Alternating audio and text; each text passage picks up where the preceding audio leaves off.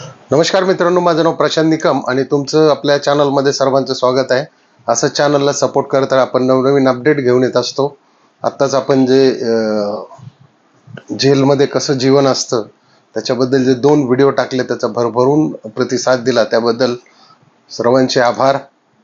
तर मित्रांनो, आजचा विषय आहे, थंबनेलवरून तुमच्या लक्षात आलं असेल की जे पेठ नाक्याचं उद्याचं मैदान आहे, जे ओपनचं मैदान होतं आणि 6 तारखेला आदतचं मैदान होतं. आणि आज जे मैदान चालू होतं विसापूर, तालुका खटाव, जिल्हा सातारा, या ठिकाणी राजू शेठ साळुंखे यांच्या वाढदिवसानिमित्त हे मैदान भरलं होतं. आणि त्या ठिकाणी पहिल्या क्रमांकाचं पारितोषिक होतं 1,00,000, दुसरं 71, 51, 31 अशी 7 बक्षिसं होती. परंतु त्याच्यामध्ये अगोदर पाऊस आला, गट चालू असताना सुद्धा, त्याच्यानंतरही परत चालू झाले. परंतु नंतर मात्र एवढा पाऊस आला की फायनल तर काही झालेली नाहीये तिथे.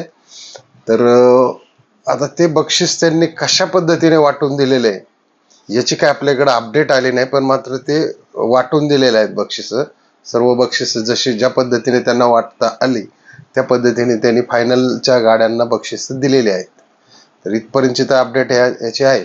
आणि उद्या जे 5 तारखेला आपले जे MM नाना आहेत, म्हणजे मोहनराव मदने यांच्या वाढदिवसानिमित्त जे 1.5 लाखाचं मैदान होणार होतं. पहिलं 1.5 लाख, दुसरं 1,71,000 अशी इथेही 7 बक्षिसं होती. पेठनाके इथे मैदान होणार होतं, तालुका वाळवा, जिल्हा सांगली. तर इथे सुद्धा भरपूर पाऊस झालेला आहे. त्याच्यामुळं फक्त 1 दिवस म्हणजे हे पोस्टपोन केलेलं आहे.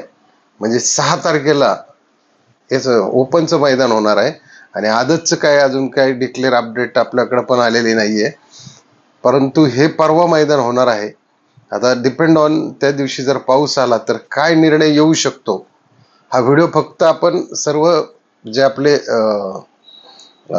बैलगाडा प्रेमी आहेत, शर्यत प्रेमी आहेत किंवा गाडा मालक आहेत त्यांनाही आपण अपडेट देतोय. कारण कुठून एखाद्याला जर मिळली नसेल तर ते मिळण्यासाठी आपण अपडेट देतोय. कारण उद्या काही मैदान होणार नाही, कारण तिकडे भरपूर पाऊस झालेला आहे.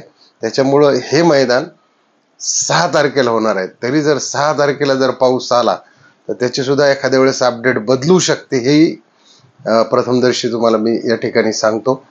आणि त्याचं जे काय अपडेट असेल ते तुम्हाला या ठिकाणी मी आपल्या व्हिडिओच्या मार्फत देण्याचा 100% प्रयत्न करेन.